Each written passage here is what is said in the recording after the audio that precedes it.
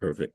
So I'll start by looking at the context and challenges, and my hope is that today's discussion will be more of a conversation rather than a presentation, because I believe that we're here to learn from each other. And I don't know if, Nadia, we're saving the questions at the end or if they'll ask questions as we go along.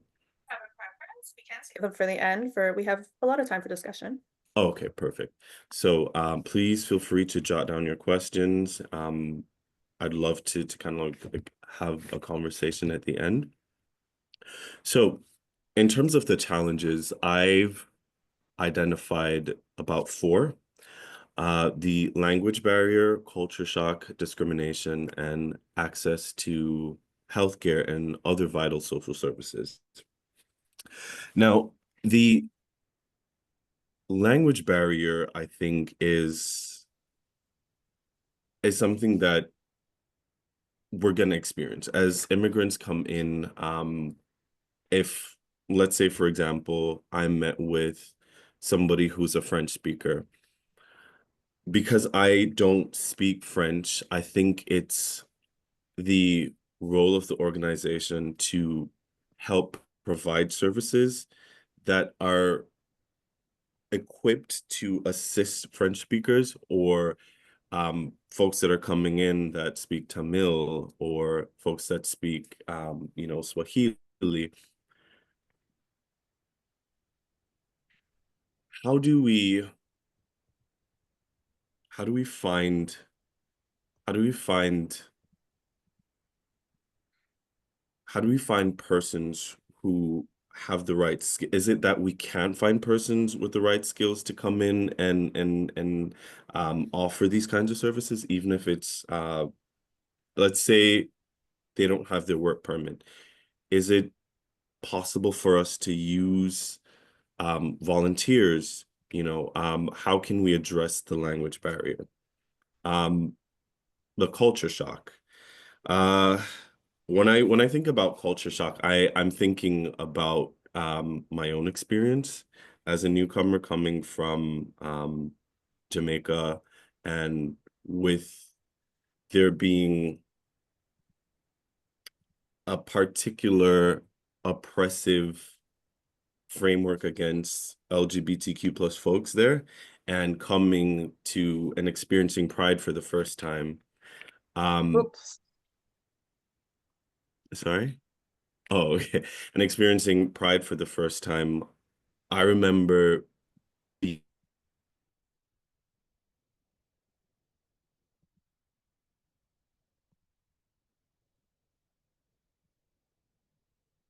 sorry, I was muted. What was the last thing you guys heard?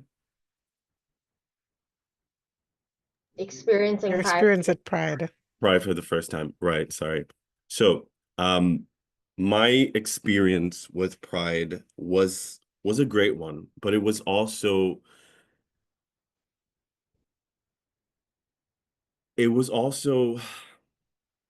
like an out-of-body experience, seeing so many people out and proud and celebrating who they are. And I can only imagine what other newcomers who may not have had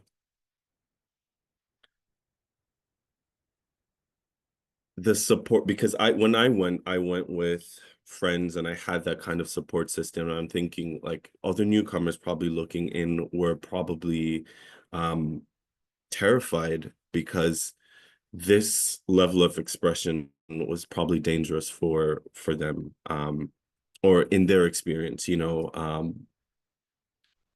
probably celebrating with just a small group of friends and being raided, or just that kind of experience. So we oftentimes, as service providers, undermine or overlook the culture shock that exists, and take for granted that the experience that the newcomers have should be one that is uplifting and inspiring, when that's not always the case. I've had conversations with folks about, attending Pride, and they would love to, and they said yes, they're going, but then they don't show up. And when I have a conversation with them afterwards, it was more like when we got to the real depth of the conversation, it was more like they were scared. And it baffled me at first. Like, you're here in Canada, you're free, you're able to um experience the freedom that comes with being yourself. And it was the conversation was more grounded in fear than it was in inspiration. And it took me a while after the that conversation to really understand where they were coming from. And so that culture shock exists, and it takes a deeper understanding of other people's experience in order to be able to provide service appropriately and in a way that is meaningful to these individual clients. With culture shock, I think we get into well, outside of culture shock, there is the aspect of discrimination that exists. And this is a particularly evoking conversation for me, because whereas I'm in a position of privilege, so to speak, I still have experienced discrimination personally. And as a service provider, I have to challenge myself to use like reflexive thought, not just putting myself in the position of the client, seeing myself as a newcomer, but really looking at it from another, like reflexive thinking, like a reflexive perspective, where I'm the service provider providing to clients. And what privileges am I, what privileges am I associated with that would possibly discriminate against a client? And I'll give an example. Uh, let's say I have a client that comes in, and I'm I'm having issues with their accent, right? And I rush to provide the service, or I decide that I'm going to pass them off to somebody else and deal with somebody who's easier. That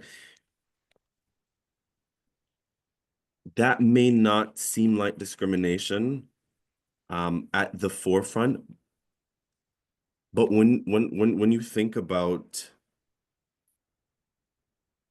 when you think about a person who is coming to you in terms of needs, and I'm trying to make it, I'm trying to personalize it, so instead of using like the broad brush to be like, oh, you're discriminating against Black, I want to, I'm bringing it back home so that I can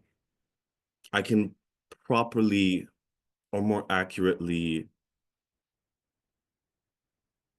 articulate in a way that makes sense. So if I have passed this person off and decide to deal with an English speaking person, I'm discriminating against that person because of their their accent, because English is hard for them, instead of really trying.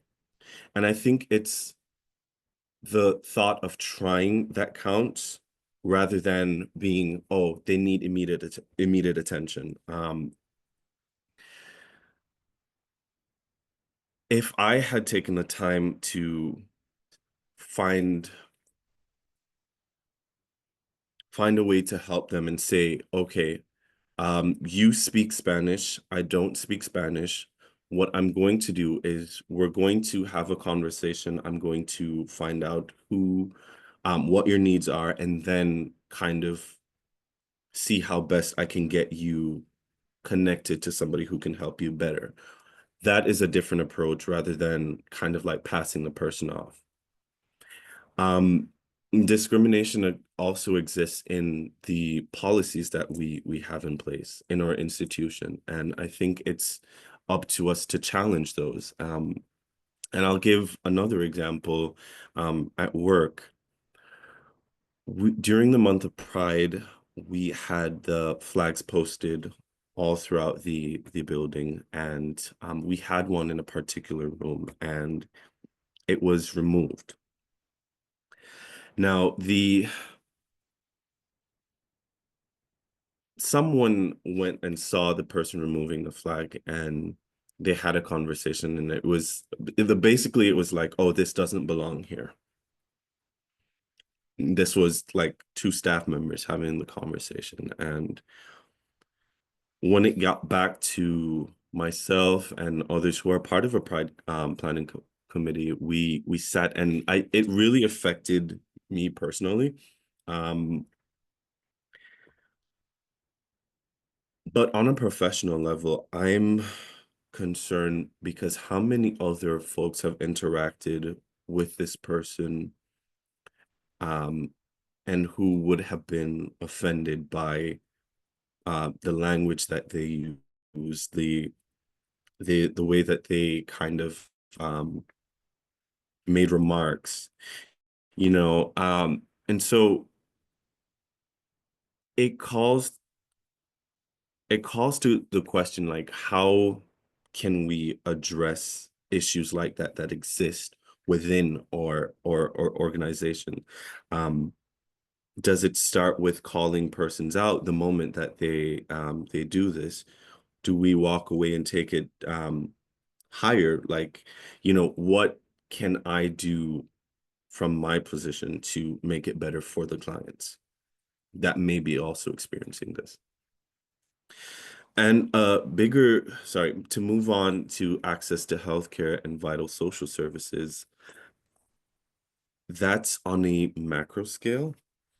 And I think that has to do with a call to action about policy changes, about advocacy, how we can come together as service providers to really push for better legislation for newcomers. And I think the conversation comes at a crucial time now where we're going backwards instead of forward, where the conversation has to start where the gaps are, you know, understanding where there's service gaps, particularly, and for me, in terms of like the lack of LGBTQ specific services.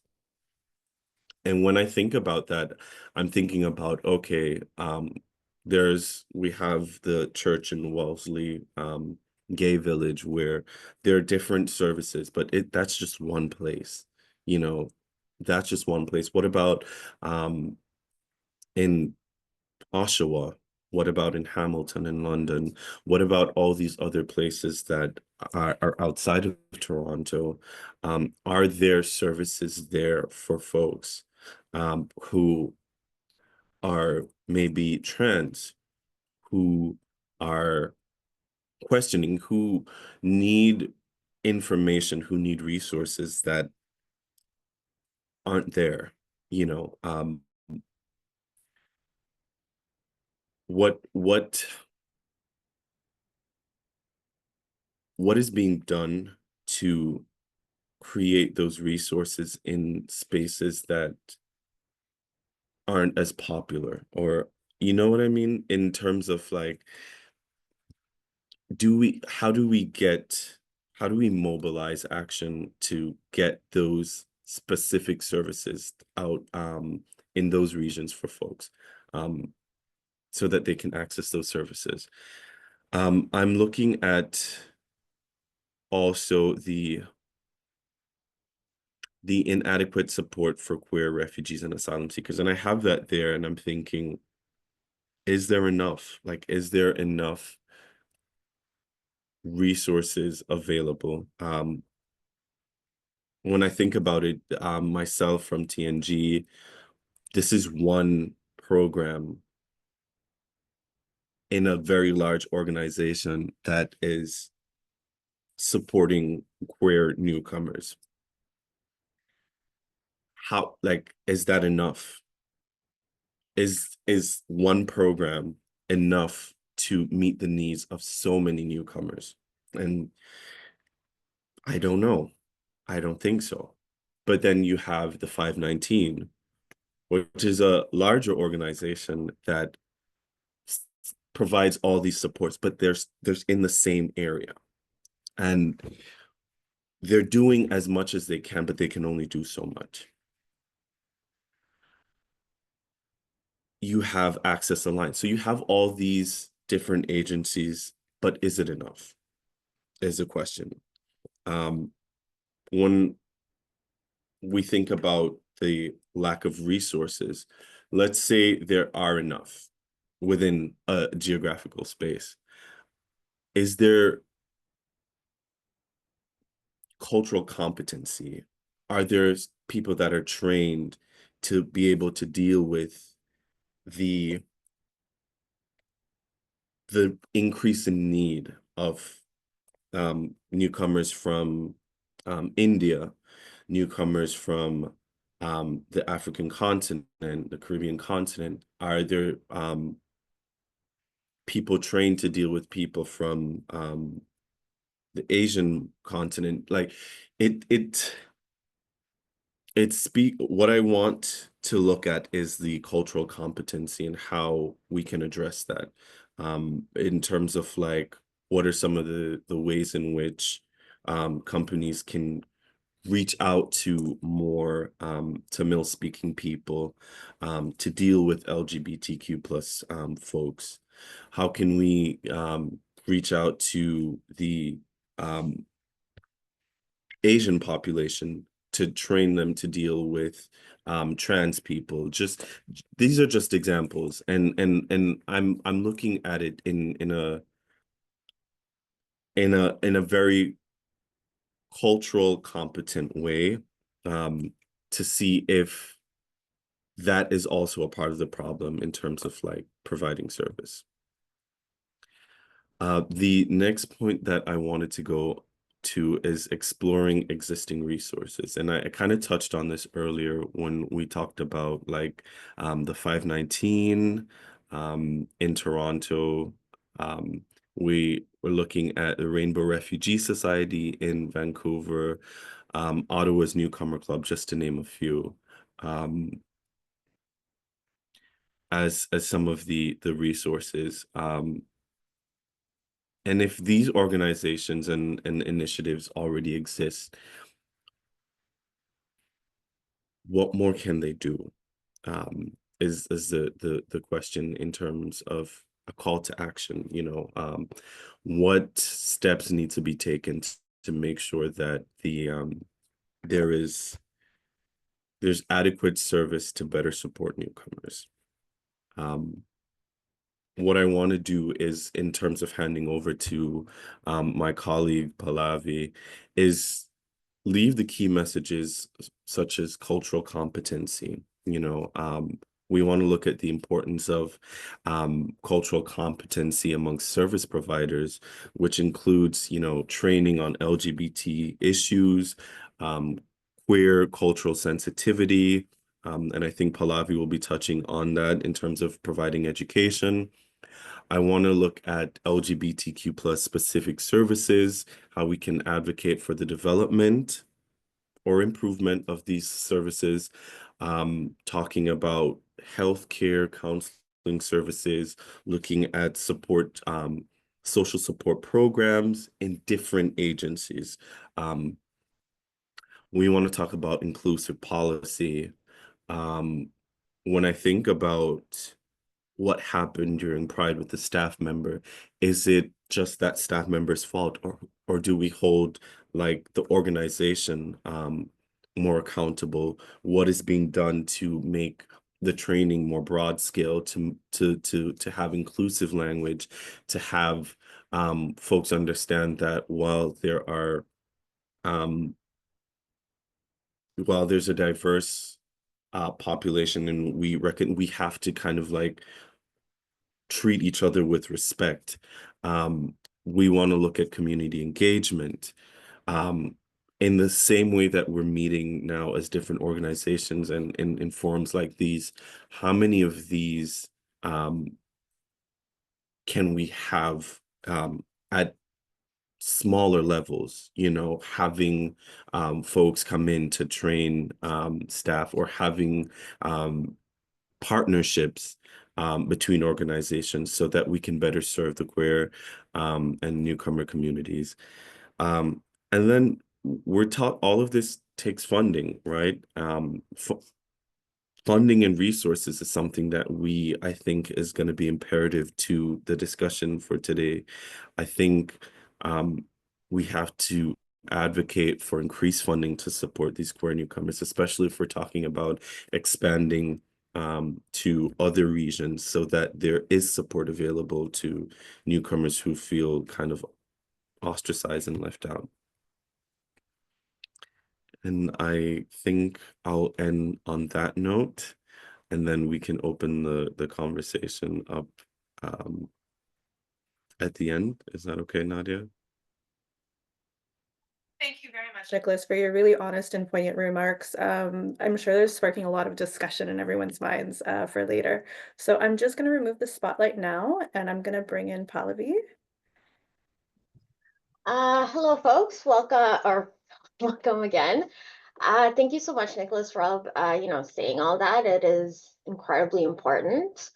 And yeah, just really relevant to the things that a lot of our clients are going through.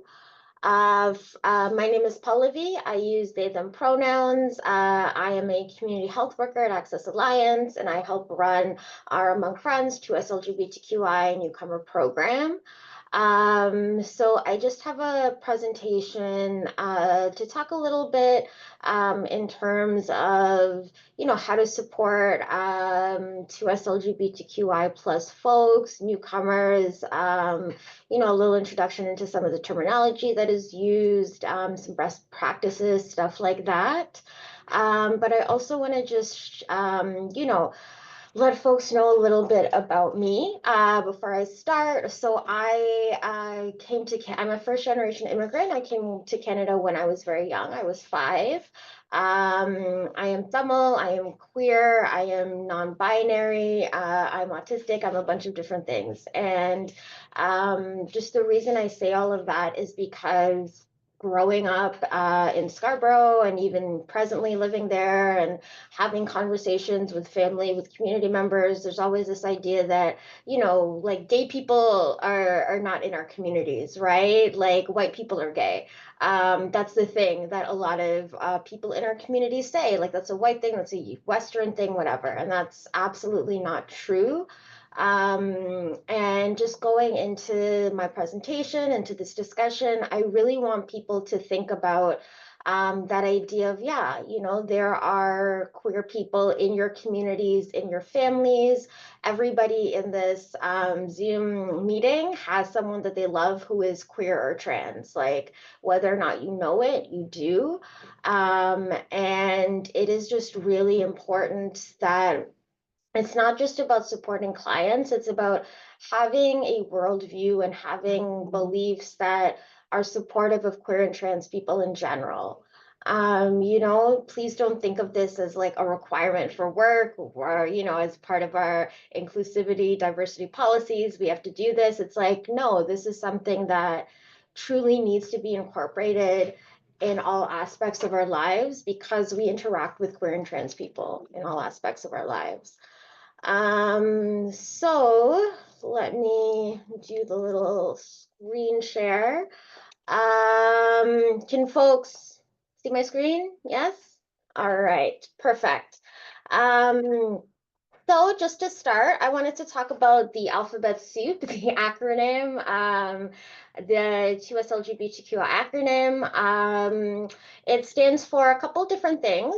So 2S stands for Two-Spirit, which is an identity within Indigenous communities here on Turtle Island that refers to folks that are blessed with the Creator with male and female spirits. We have L stands for lesbian. Lesbians are great. Go lesbians. Lesbian I refers to women or folks that are aligned with womanhood, who are attracted to other women, or folks that are aligned with womanhood. Gay is a catch-all term for folks that are attracted to the same gender as they are, and specifically can refer to men who are attracted to other men. Bisexual, the B refers to folks that are attracted to the same gender and different genders.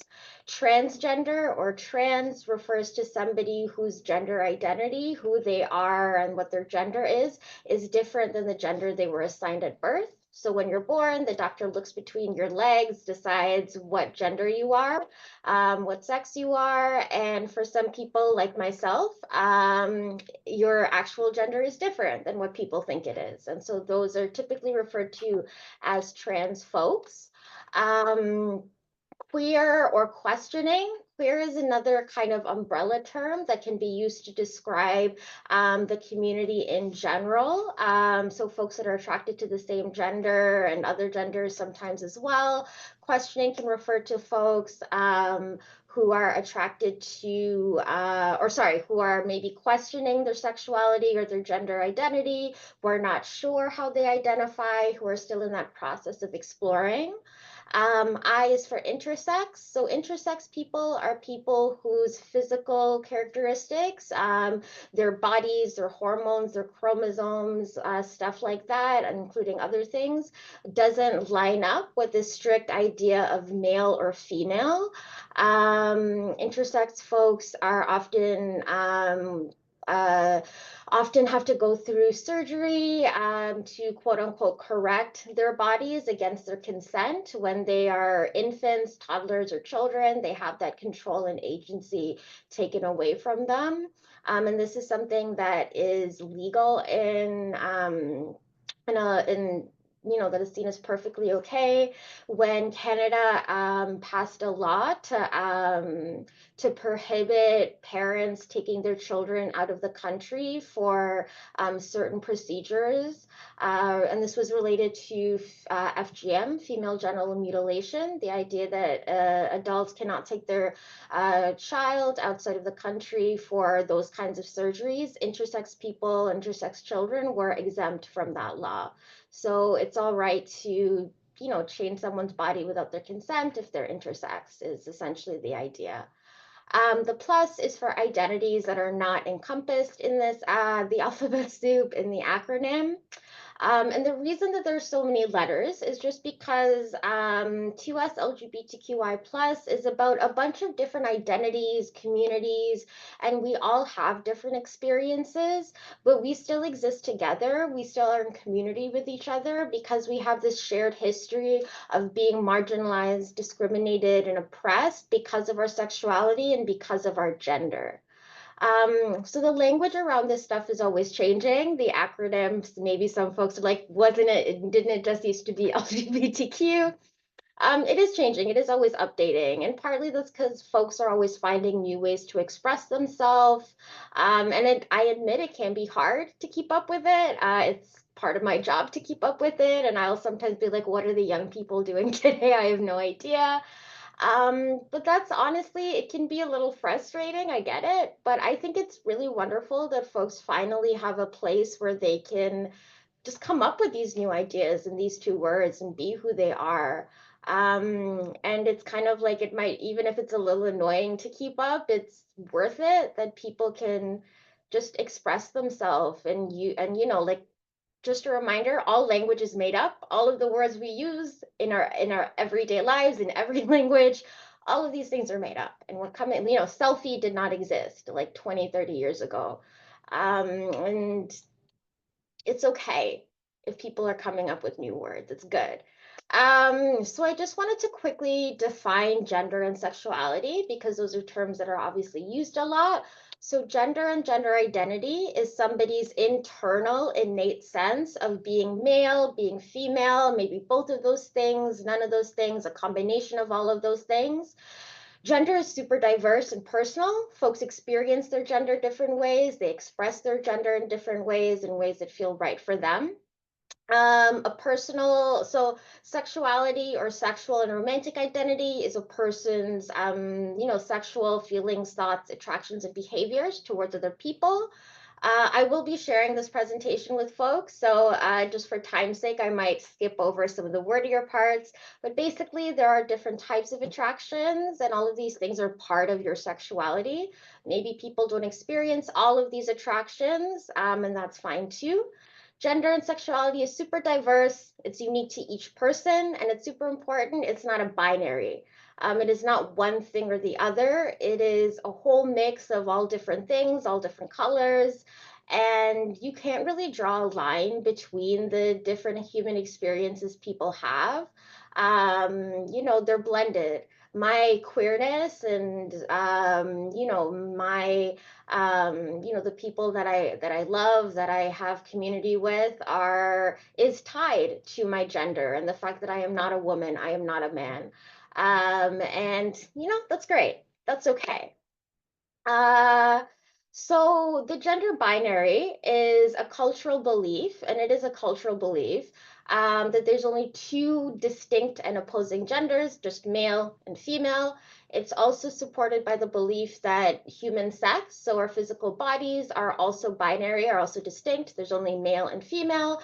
And again, that's just not true. The reality about gender is that it's vast, it's diverse, it changes throughout each person's lifetime, different cultures, religions, races, throughout human history. It has had different definitions, different meanings. Biological sex, again, is not binary. Intersex folks absolutely exist. Biological sex just refers to our physical bodies and how it is expressed in a bunch of different ways in terms of our primary and secondary sex characteristics. What I say about gender to folks is that it's made up. We know this because what it means to be a man here in Canada is different than what it means to be a man in Sri Lanka, where I'm from. And again, that's okay. The important thing is that we don't force people to follow these rules and expectations that don't fit them and don't work for them, and that we don't make assumptions about people just because of the physical body they have, how they dress or express themselves. I wanted to specifically touch on trans people and transgender experiences because it's not really talked about in general in most communities. And as a trans person myself, I think it's super important to highlight it. So again, trans folks, like queer folks, like all of these other people, we are diverse culturally, ethnically, racially, and religiously. Trans folks are part of every religion, every culture, every ethnicity. We are everywhere. And as much as people are trying to get rid of us, they won't ever be successful. We are experts in our own experiences. Trust a trans person when we talk about who we are. Sometimes you might see me wearing a dress, and that's not because I'm a woman and I like wearing, I'm a woman and so I have to wear a dress. It's because, frankly, I don't like wearing pants. And in the summer, I will not do that. That's literally it. It has nothing to do with my gender. So yeah, trans folks are just experts in who we are and believe trans people when we talk about who we are.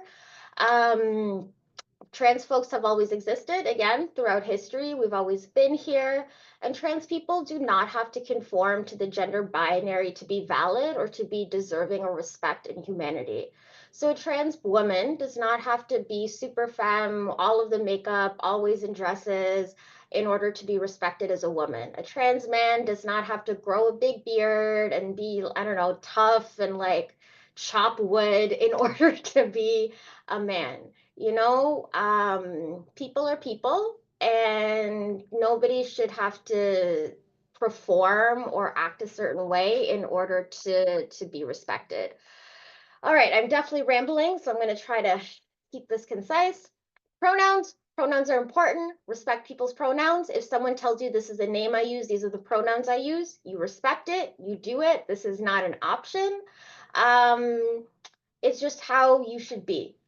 When you don't use the right pronouns for people, you are telling them that you don't respect them, you don't respect who they are. It is one of the most common ways people will try to dehumanize trans people, and it's not fun. It's not a good time. I'll say that. And it might be hard. I know they, them, the pronouns I use are not things that people are familiar with. Practice, you know, practice. I tell people that, like, for me, I understand if you're just learning English, if you're not used to these pronouns, it's hard. I totally get it.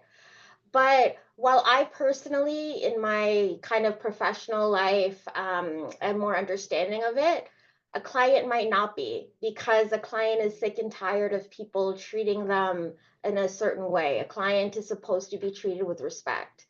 And so even if you don't understand it, it is important to practice it. It is important to use it. And yeah, that's just what it is. Kind of repeating myself here, but I really wanted to hammer the point home. We queer and trans folks are everywhere. We are in every community, and we do identify in different ways, including ways that are specific to our cultures. You know, queer and trans folks, because we've existed in every community, there are different languages that, you know, there are words to describe us in different languages. There are roles we have played in different cultures and religions.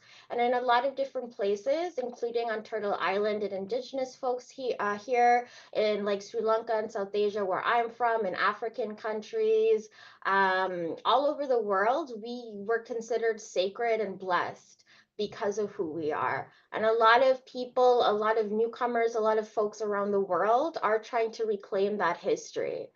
Um, so at the end of the day, like, you don't have to always understand how folks are identifying.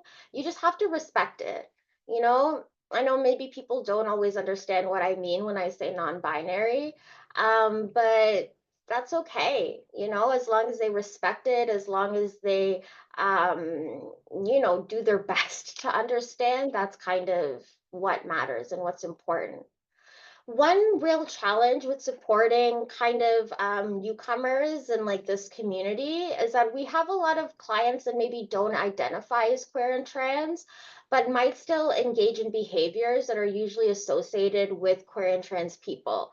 This could be about the type of relationships or sex they have. It could be about how they dress or how they express themselves.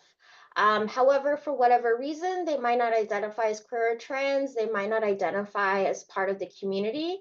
A lot of the reason for this can be shame and stigma. It can be because our communities, unfortunately, are not always very welcoming and accepting of folks. And so people, for their own safety, will not identify. And knowing this, it's really important to remember that we can't assume things about what our clients do, who they are, how they live their life, just based on what they've identified to us. You know, a client might say that they're, when we do our intake, a client might say that they're heterosexual, might say that, you know, I am, you know, married to someone of a different gender, I have children. You can't assume that means that they're straight and that they don't need these services.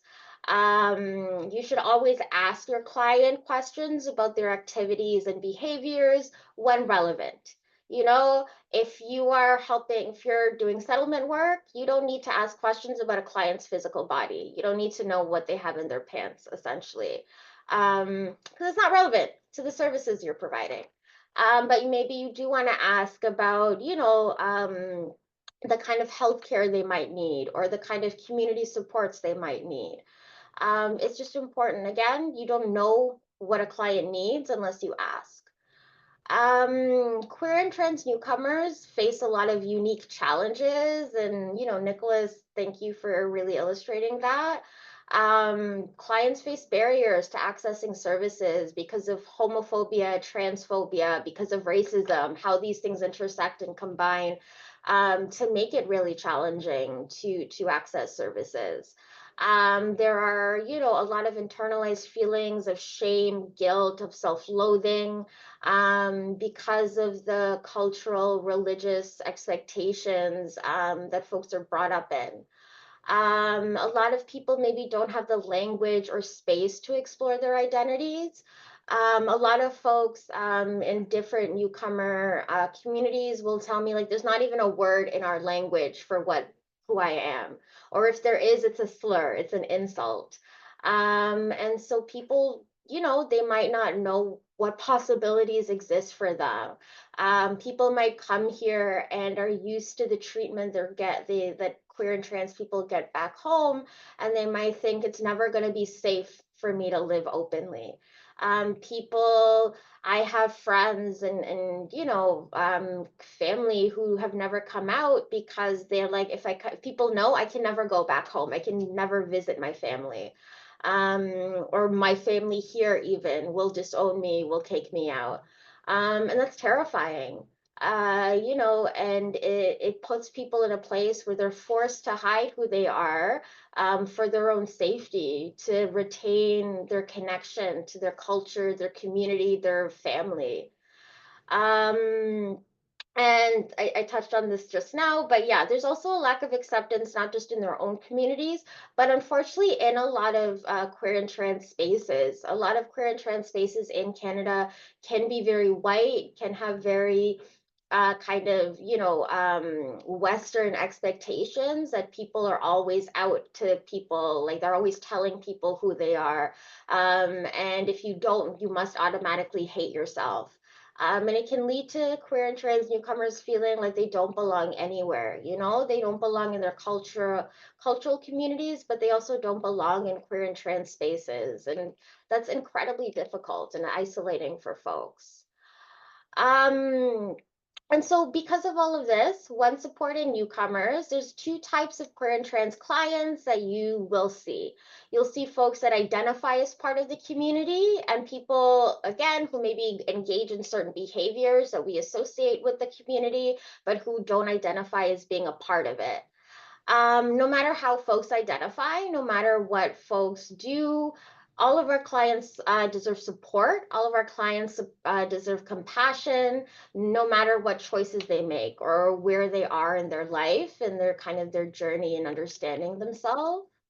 Um, so clients who identify as part of the queer and trans community, they might not be out to anybody. So being out refers to telling people in your life about your queerness, your transness, about being part of the community. Some people are out to everybody. I'm very lucky that I've been able to be out to everybody in my life.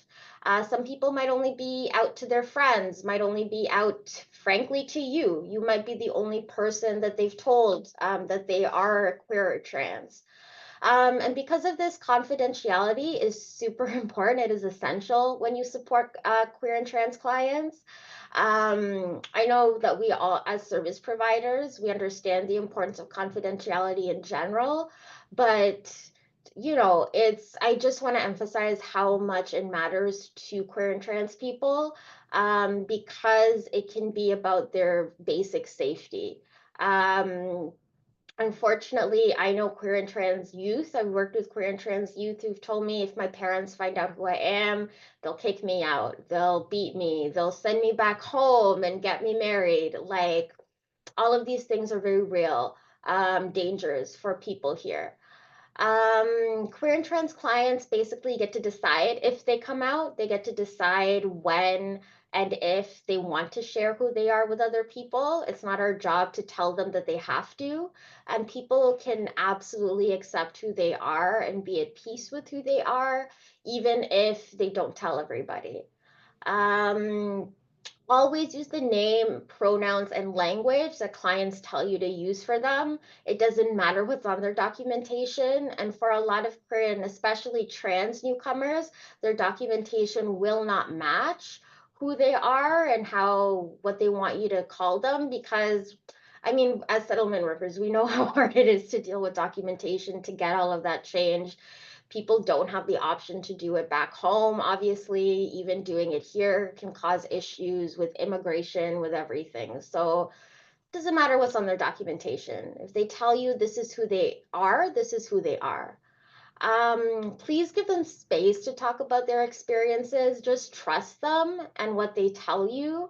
Again, it might not make sense to you, and that's okay. It's more important that you do your best to understand them, to support them. And I find that coming from a place of kindness, it, you know, is what's best. It's okay to tell someone, I don't fully understand all of this, but I'm going to do my best to help you. I'm going to do everything I can to just make sure that, you know, we can get you the support you need. Sorry, I think if it's okay with you, can we stop there for now? I'm just looking at the time. That's fair. Thank you. Yeah, for sure. Thank you. And we'll bring Jervis on right now. And some of these points, I just want to make sure we have some time for questions. And these would be really good points to bring back up to later on. Yeah, for sure. Thank you. Thanks.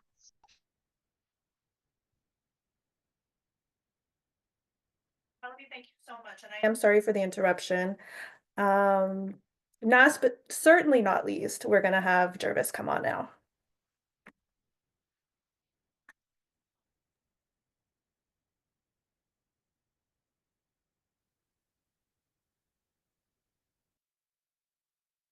Hi, everyone. Can you see my screen? Yes. Perfect, thank you. I am not feeling well, so I'll use my time to go through the presentation. If I cough or mute myself, it's because I'm handling something outside. Again, my name is Jervis Stone. I'm a manager at the 519, specially serving 11,000 clients. Huge number, I know. We have paused registration right now because we're not able to handle the number of persons who are trying to request or access services from us. But I also, like Nicholas, a queer newcomer to Canada. I arrived in Canada in 2021, so a newcomer. A newcomer we define as anyone between up to 5 years. The 519 is a multi-service organization in Toronto dedicated to 2S LGBTQ plus communities. We offer services, settlement support, which I do. Okay, all of this is aimed at ensuring that 2S LGBTQ plus community are treated with dignity, respect, equality. So that's what we do at the 519. So I have an agenda for the presentation. Some of this we would have discussed already to go over some of the things that we talked about. But I wanted to start with understanding the unique experiences of LGBTQ plus newcomers, moving into intersectionality, because I feel like this is something that is there are over 70 countries in the world that criminalize LGBTQ plus identities, forcing many to seek asylum in safer countries like Canada. So Jamaica being one of them, that's where I'm from. Many of these newcomers often experiencing compounding vulnerabilities, persecution, family rejection, trauma, and isolation. So those are some of the things that we would have discussed just now, and we'll discuss further. Canada is party to the Refugee Convention and the 1976 protocol, which allows us to provide safe refuge for those persons who are seeking protection. Now, intersectionality offers a powerful lens to examine the complex layers of oppression and discrimination faced by LGBTQ plus people or marginalized people as well. This concept was introduced by Kimberly that talks about the overlapping identities such as race, gender, sexuality, and immigration status. And all of these compounding overlapping identities create a unique experience for marginalization. So I think the best way to explain it is through a video which I've created. So let's watch it. Where the roads leading to it represent the structures of societal systems, paths shaped by sexuality, gender identity, nationality, and migration status. The traffic on these roads symbolizes the policies, such as exclusionary asylum policies, discriminatory practices, and societal prejudice. For someone like Alex, an LGBTQ plus refugee, their identity positions them at the exact point where these roads overlap. They are simultaneously impacted by vehicles from every direction: homophobia, transphobia, xenophobia, and other forms of discrimination tied to being a refugee. The combined force of these collisions not only compounds the harm Alex endures, but also creates new unforeseen effects, such as isolation from both queer communities and migrant support networks. Yet when the ambulance arrives, be it the legal systems or social safety nets, the first responders struggle to act. They insist on identifying whether the injuries were caused by homophobia or xenophobia, or perhaps another single cause. But the truth is, Alex's wounds stem from the intersection of these forces, making it impossible to separate one cause from the others. This highlights how individuals who belong to multiple marginalized groups experience unique and layered forms of oppression. Addressing these combined forms of discrimination requires recognizing their interconnected nature.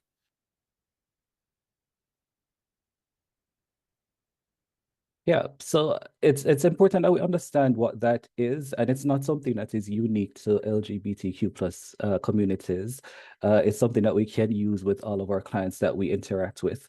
We want to understand that we cannot single out a cause where, if in order to fully holistically support our clients, we have to take into account all of their different identities.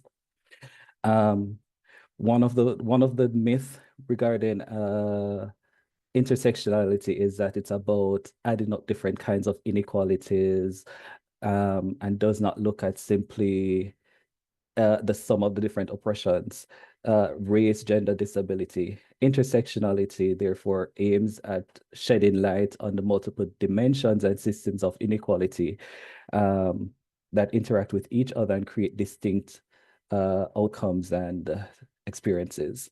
Another one for us is that intersectionality is not about pitting different people or groups of people against each other to assess whether or disadvantaged. Instead, intersectionality aims at understanding how different people's experiences are shaped where multiple forms of oppression and disadvantage interact. So again, I said intersectionality is not for LGBTQ plus people, it's for everyone. So we're not saying that intersectionality here is for us. Another one, and the last one, is that to construct a hierarchy of inequality where some forms of oppression are seen as more important than others.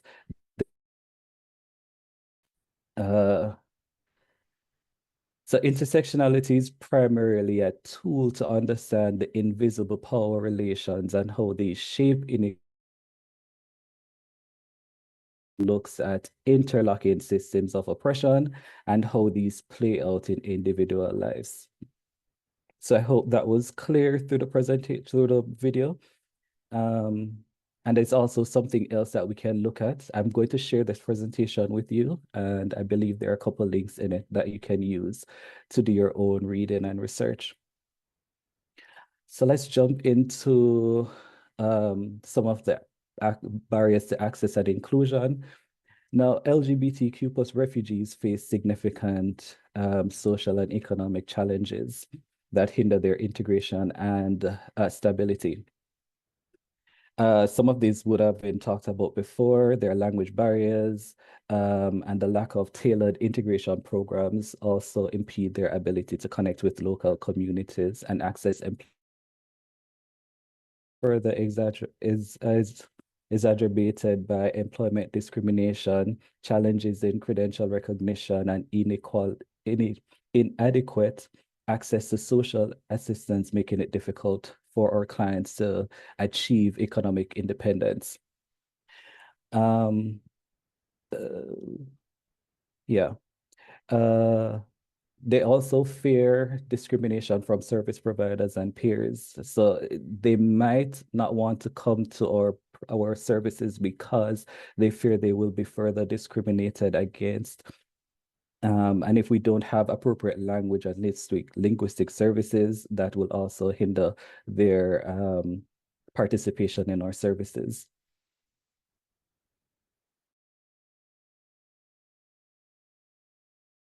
They also face delays in their processing of refugee claims and the burden of proving sexual orientation through their refugee process. That is something that they must do. Also prolongs uncertainty and vulnerability. This is something that I also experienced. One of the things that I told my lawyer when I was doing my refugee claim is that there's nothing that I can use to prove my sexual orientation.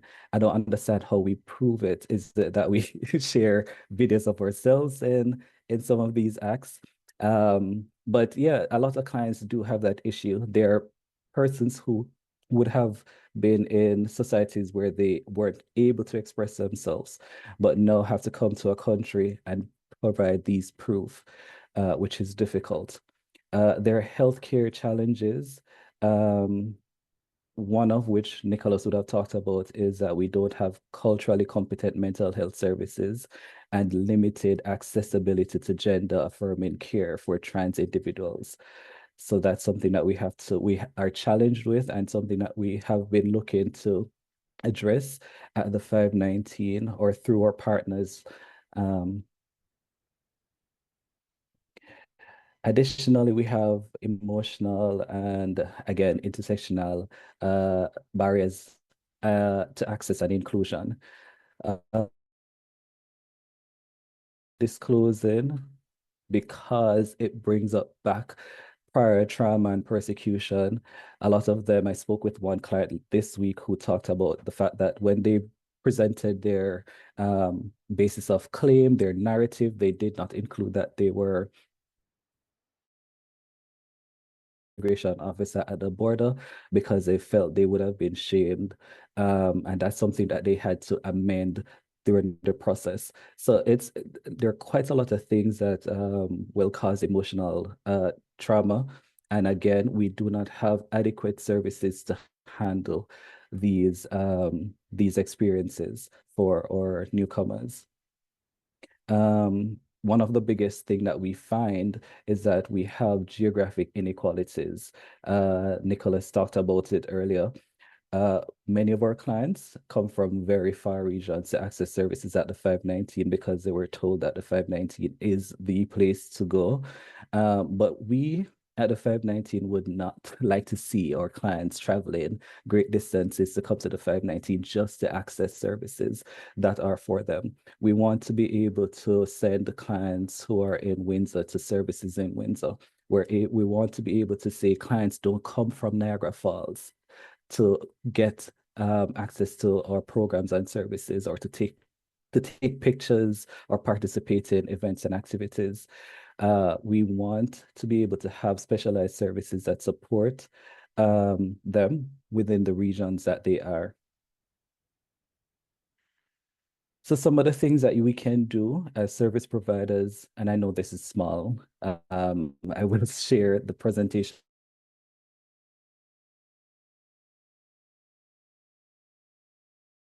LGBTQ plus refugees, such as affirming healthcare, trauma-informed counseling, and community building initiatives. One of the things that Pallavi talked about is the fact that trans individuals are experts in their own experiences.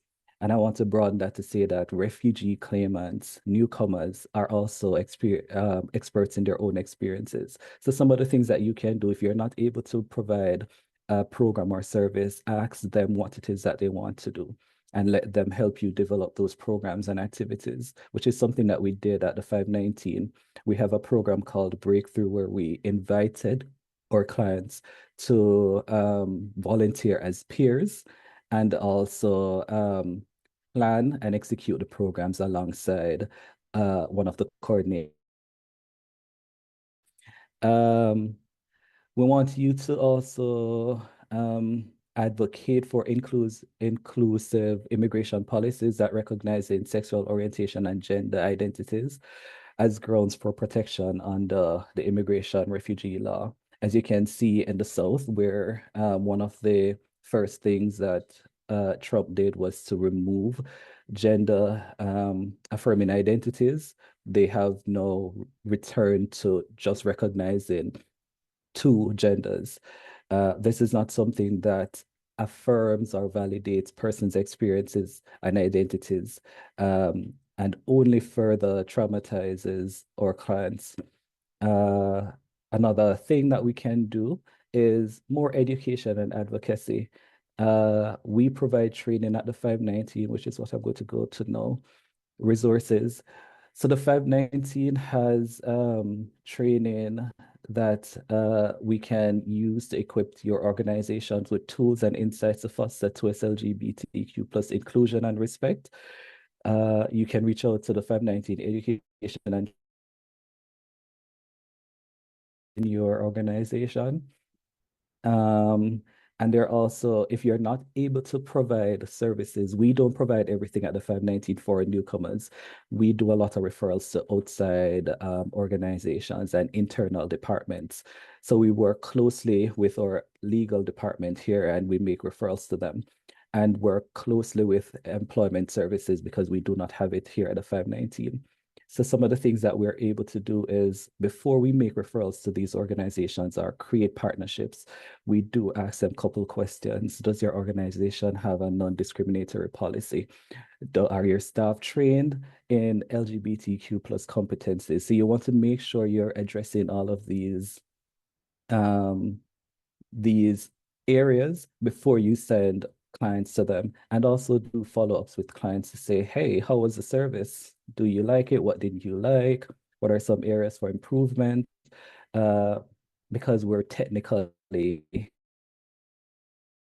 service is not doing that, then there needs to be changes. A couple of other things that we can do, which is some things that we have talked about, like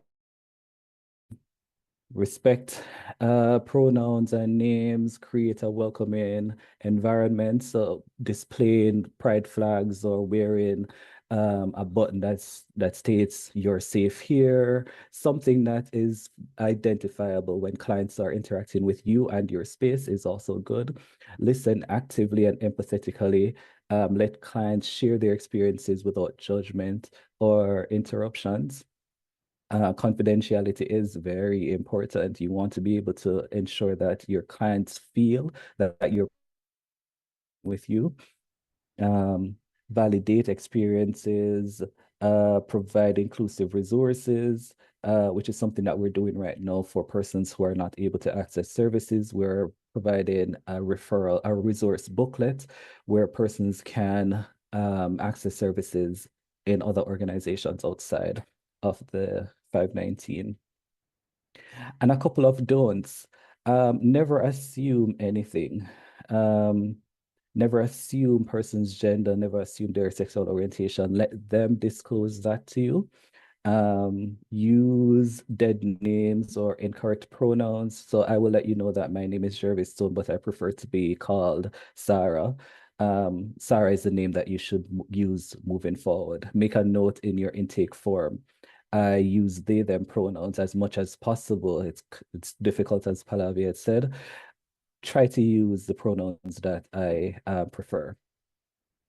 Don't ask invasive questions. Again, don't ask questions that are not. Never out clients, never stereotype, and dismiss microaggressions. You want to address subtle biases and offensive remarks made by staff or even other clients promptly. So we quite tell our clients in every session that this is a safe space. Again, if you feel that you're being harassed, let us know. and we will address the issue accordingly and promptly as well.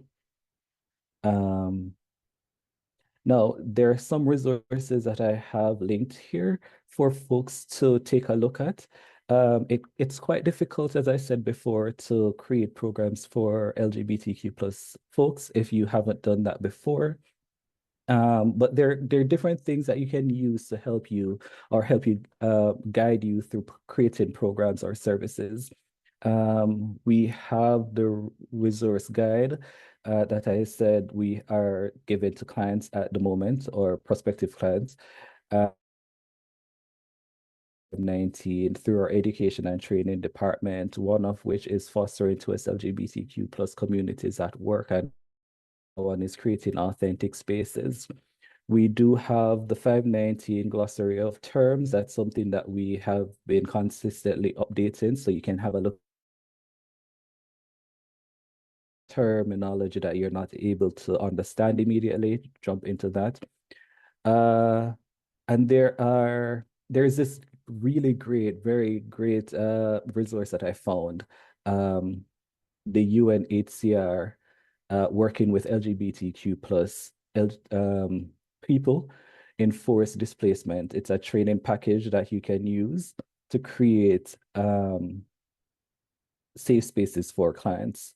OCASI is an also great resource for anyone who is in the immigration or newcomer space. I would highly suggest you register for them and access the courses that they offer. Courses on mental health, courses on creating safe spaces as well. Quite a lot of different things that they offer, many of which are in English and French as well. And then there are other toolkits that you can find in this presentation. I can link it before I send it to Nadia. And that's it. Thank you. If you want to reach out to us, my name is Jervis Stone and my manager or director is Lisa. We can be reached at those numbers or email addresses for anything. Thank you. If you can stop sharing the screen for me, I can bring back Nicholas and Pallavi. Thank you so much. And I do want to say a huge thank you to all our panelists today. It's been such rich presentations, but also they've really complemented each other really nicely. Like we've seen personal observations, practical applications, theory, systemic concerns, takeaway resources. So thank you. This has just been amazing. Give me a second on Spotlight.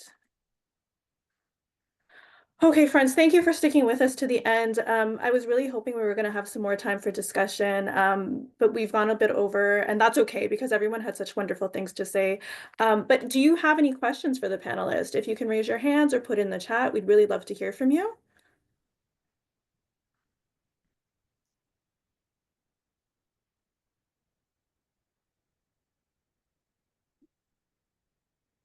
Maybe I can start things off just while people are thinking. Jervis, you had mentioned not using dead names, and I was hoping maybe you could just expand on that a little bit more. Oh yeah, sure.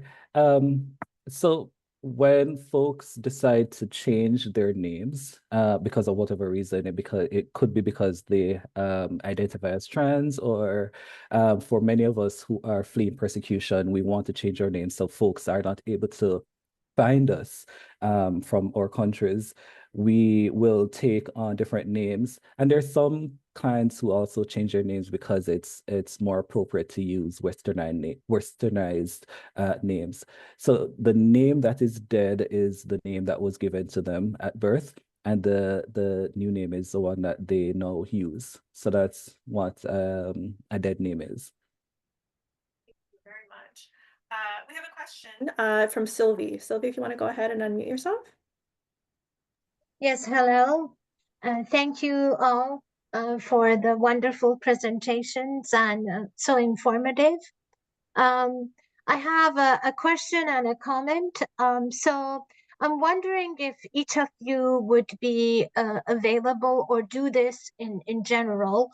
I'm from the Parent and Caregiver and Community Engagement Office at TDSB. So I oversee language and settlement services there. And I'm wondering if any of you or all of you would be available for future trainings, if we can coordinate something like that. Appreciated your presentations, both personal experiences and the theoretical that you shared. So that is my comment maybe or question. And the other question I have is for Jervis. You mentioned that for, let's say, newcomer refugees, right? The refugee board, when they go for a hearing, they're asking for a proof, right? But from my perspective and where I come from, because I have an extended experience in working with newcomers from different cultural and diverse kind of like, backgrounds, wouldn't it be something that, for example, because, our psyche is part of our being, right? Wouldn't it be acceptable if someone has, for example, a letter confirming their identity, let's say from a psychologist or a social worker whom they have been in contact with and have been, sharing their identity in confidence, of course, because they're not allowed to share any information about the client unless it is required from them, because that was something that kind of struck me when you said proof. And how do you do that? So has that been possible? And is that something that you could be considering looking into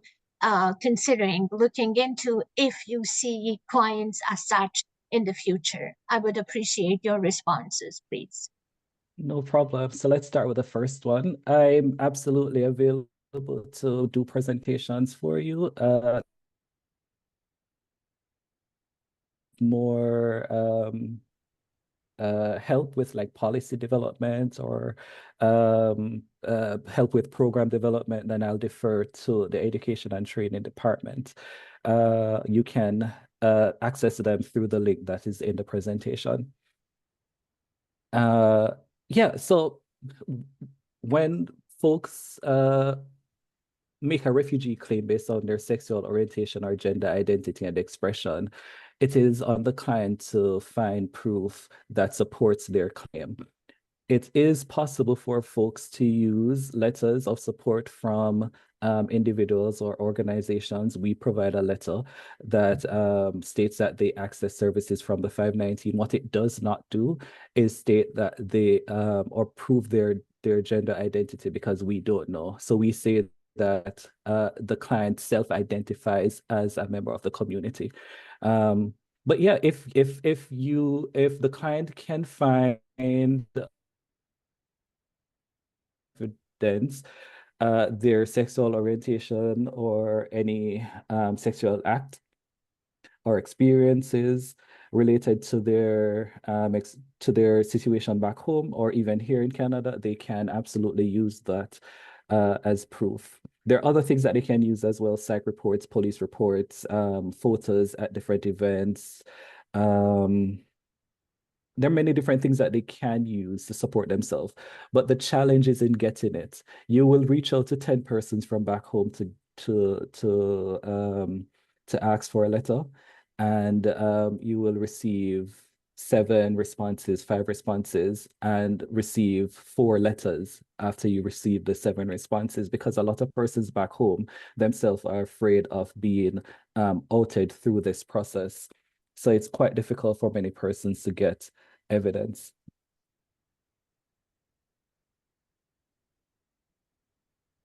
Thank you very much. Thank you all.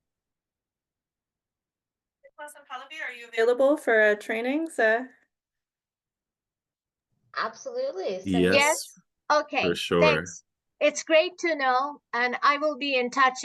If you could share I know two of you had very kind of informative presentations, and if I can have your contact info, or if you share it with all, then I will follow up accordingly.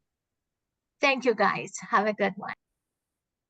Thank you. You too. I love talking about all this, as you can tell.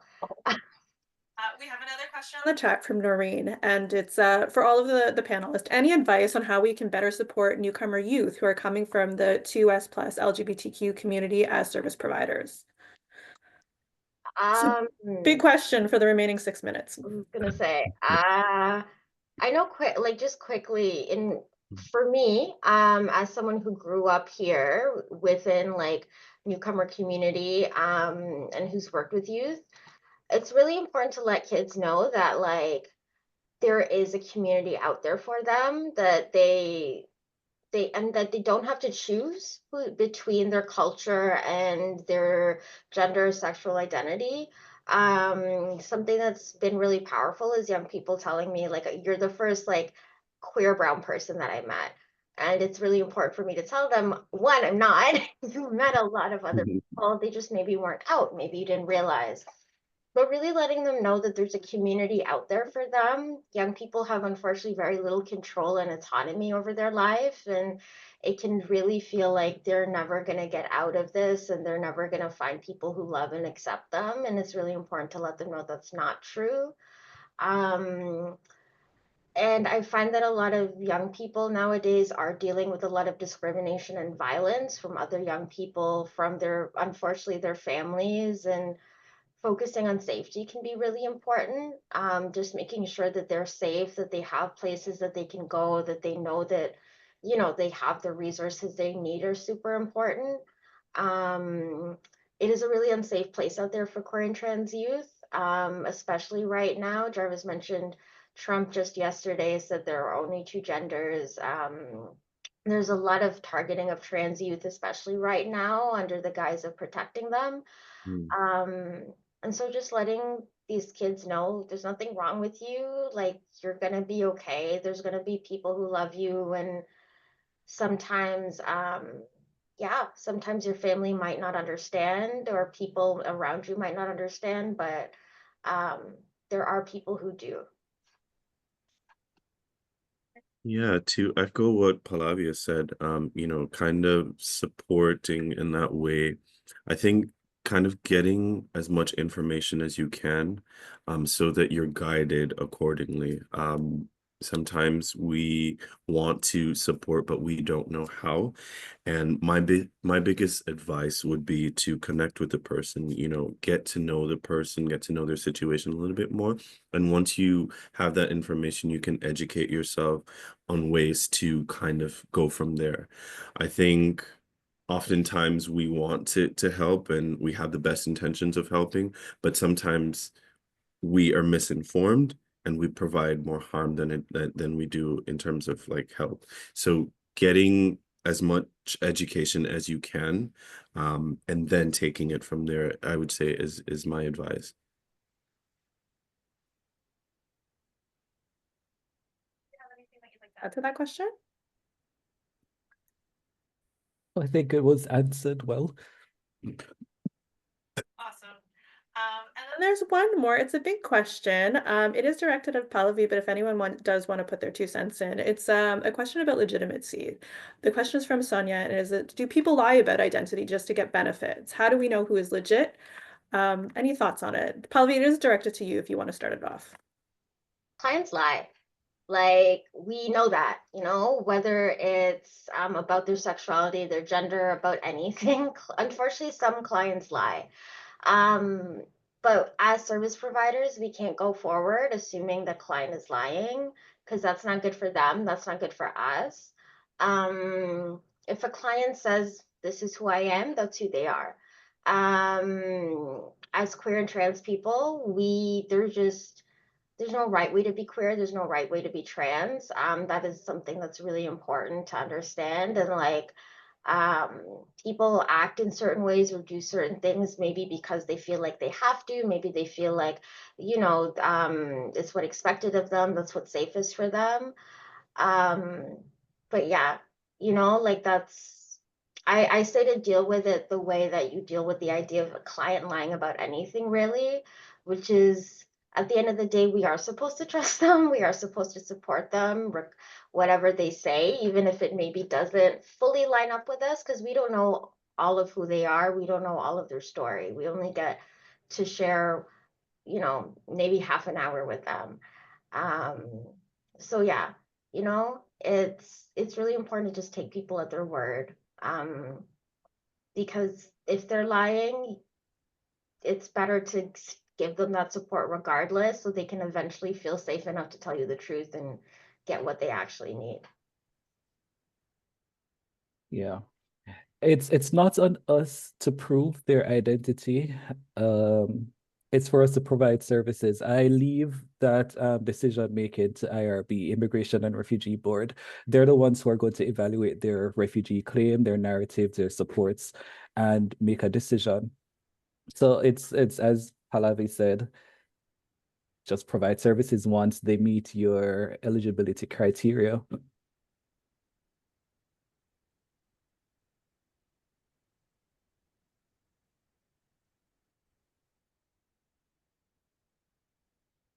Final remark. Sorry, Nadia, I saw somebody post in the chat, you know, that said that they're hoping to start an LGBTQ newcomer youth hub, and they're having issues kind of like mobilizing and getting folks out. I just wanted to quickly answer that. I feel like the fact that you're trying, it takes baby steps if it's something new, and word will eventually get out. I think it's meeting the clients where they're at and kind of finding out, like Jervis said, how it is that you can, what it is that they want, what it is that they're hoping to get out of the program, and then you build from there, and then the word will get out. You know, you'll start to see folks kind of like telling their friends and encouraging others to come. So it takes a little bit of time, but the fact that you're even thinking about doing something like that is amazing. Thanks so much, Nicholas. I did see the question. I was actually hoping to send it to all of the three of you via email. It's just because we have a hard stop now. I have another engagement, friends. To our attendees, thank you so much for sticking with us today, and we are apologize that we didn't have enough time for discussion. What we will do is we'll follow up with the presentations as well as everyone's contact information, and you are also welcome to send questions to me that I can send to the panelist or to contact the panelist directly. We appreciate the engagement, though. It has been an excellent panel, and thank you to the panelists for finding the time. We know you're busy to be with here today to prepare. They were excellent presentations, and so a huge thank you to all of you. And we hope to see you again soon. All the best, everyone. Thank you. You all Thanks, so much. everyone. Thank you. Thank you. Take care. Take care. Bye. Thank you. Bye-bye.